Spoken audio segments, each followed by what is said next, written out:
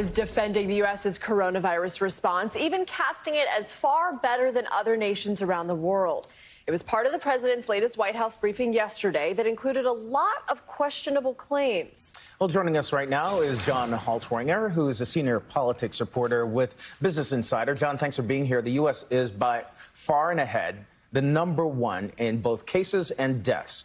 So what do you make of this picture that he's trying to paint here, that our nation's response compared to the rest of the world is actually better? Well, I spoke with a number of former U.S. diplomats and officials over the past 2 weeks about the U.S. response and how it's been viewed on the global stage. And they essentially said that Trump has embarrassed the United States on the world stage and, opened a void that has been filled by China in terms of global leadership. One former diplomat told me that the U.S. has not behaved as a global leader during this pandemic. She said the U.S. is not helping anyone. It's not even helping itself.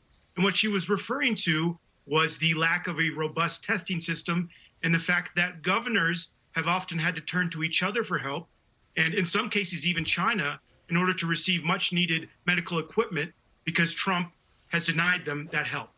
Well, and the president is now suggesting that state governors aren't using the testing capacity that's available or giving him the credit he thinks he deserves. Let's listen. You don't hear any more about ventilators. What happened to the ventilators?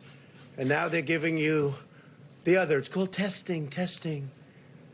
But they don't want to use all of the capacity that we've created. We have tremendous capacity. Dr. Birx will be explaining that. They know that. The governors know that. The Democrat governors know that. They're the ones that are complaining. Is there any proof to these accusations? Well, Republican governors have also complained. The Republican governor of Ohio has said that they are missing critical components for the testing kits. So, no, there's not truth to this. And the fact of the matter is the U.S. is still behind many countries of the world in terms of testing, in terms of the population versus the rate of testing. So, the U.S. has only tested about 1% of the population. I think the latest figures from Johns Hopkins say we've tested about 3.7 million people. So we're still critically behind. And it's untrue to say it's only Democratic governors who are complaining. And indeed, the Massachusetts governor and Maryland governor, Larry Hogan, have also complained. The president also repeating his claim that the former administration left him in a bad position. What's up with that? Why always going back to the previous administration with this? Well, we've repeatedly seen with Trump that he does not want to take personal responsibility. When he was asked about testing capacity last month and the early stumbles in that regard in terms of the faulty test kits that the CDC rolled out, he said, I don't take responsibility. And Obama is, only one of Trump's many scapegoats during this crisis. Well, the fact of the matter is when Trump says I inherited broken or whatever else you want to describe it as test kits from Obama, that is false. Coronavirus emerged in late December. Trump had been president for roughly 3 years by then.